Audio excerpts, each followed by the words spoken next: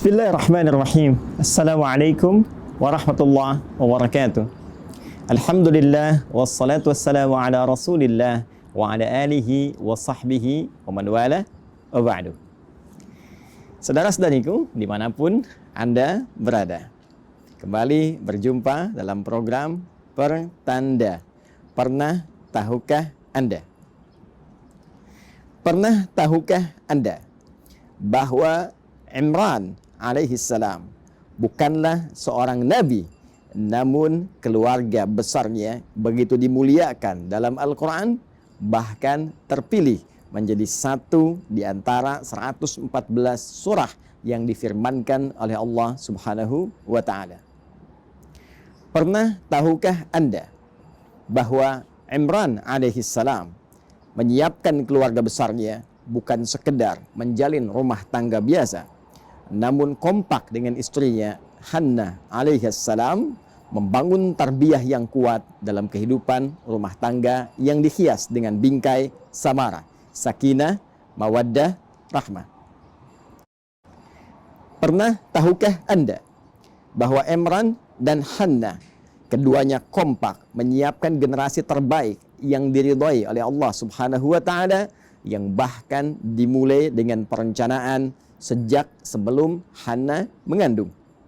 Mesti ada keturunan yang dekat dengan Allah, menjaga martabat, dimuliakan dalam lingkup dunia akhirat, dan membawa kebanggaan keluarga besar ketika kembali menghadap Allah Subhanahu wa Ta'ala. Pernah tahukah Anda bahwa pendidikan menyiapkan generasi terbaik ini dimulai oleh Hannah sejak janin berada dalam kandungan? Sejak beliau tengah mengandung, sudah bernazar, bermohon kepada Allah Subhanahu wa Ta'ala agar kelak bayi yang dikandungnya diberikan taufik oleh Allah menjadi hamba terpilih dalam keadaan yang dekat dengan Allah, mengabdi dalam nilai ketaatan, dan mendapatkan bimbingan serta penjagaan spesial dari Allah Subhanahu wa Ta'ala. Pernah tahukah Anda bahwa ketika bayinya terlahir, harap-harap lahir lelaki, tapi Allah menetapkan perempuan?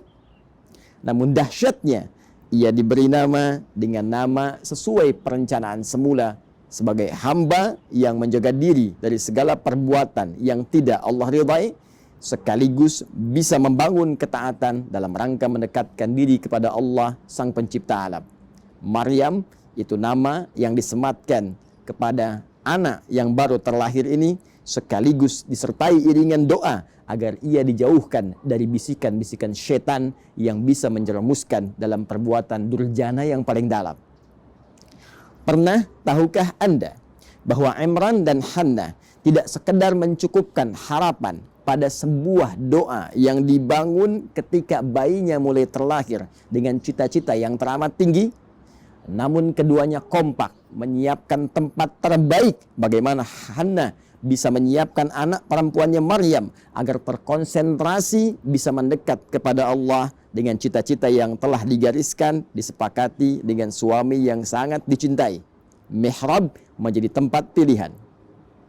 Pernah tahukah Anda, bukan sekedar mihrab yang disiapkan agar ia berkonsentrasi, beribadah dengan baik, Maryam bisa mendekat kepada Allah dengan maksimal, namun Imran dan Hannah punya visi bahwa ibadah mesti disertai dengan ilmu yang benar, pembimbing yang tepat, bimbingan yang sesuai. Maka dipilihlah orang paling pintar, bijak, saleh di zamannya, yaitu Zakaria alaihissalam. Seorang nabi dekat dengan Allah, seorang pintar, bijak, dan mampu membimbing anak bernama Maryam. Pernah tahukah Anda bahwa ketika perencanaan sudah dilakukan, cita-cita sudah dibangun, nama disematkan, doa dilantunkan, dimohonkan, dan tempat disiapkan, pembimbing diadakan, petunjuk dimintakan kepada Allah? Apa jawaban dari semua itu? Maka Allah langsung menerima seluruh ikhtiar itu, mengambil alih seluruh tarbiyah, pemberian rizki untuk Maryam, perhatiannya lantas berfirman yang diabadikan firman-Nya sebagai informasi kepada Nabi Muhammad SAW untuk disampaikan kepada seluruh umatnya. Fataqabbalaha rabbuha biqabulin hasanin wa ambataha nabatan hasana. Dan dari semua ikhtiar itu, maka Allah menerimanya, lantas memberikan perhatian kepada Maryam dari sejak tumbuh berkembang sampai dijaga oleh Allah Subhanahu wa taala dalam seluruh etapa kehidupannya dengan penjagaan yang terbaik.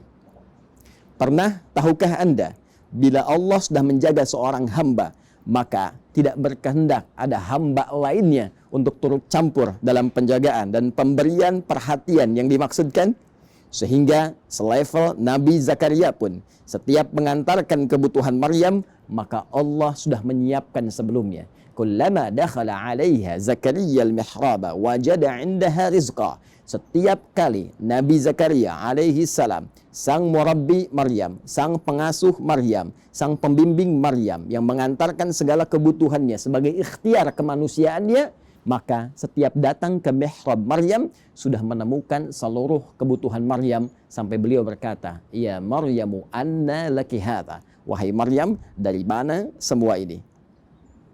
Tahukah Anda, orang-orang yang diberikan tarbiyah uluhiyah, didekatkan dirinya kepada Allah sejak ia dini, membangun ketaatan, membangun ketakwaan, dan membangun satu kedekatan yang luar biasa, sehingga tidak keluar di lisannya kecuali semua yang mendekatkan dirinya dengan Allah.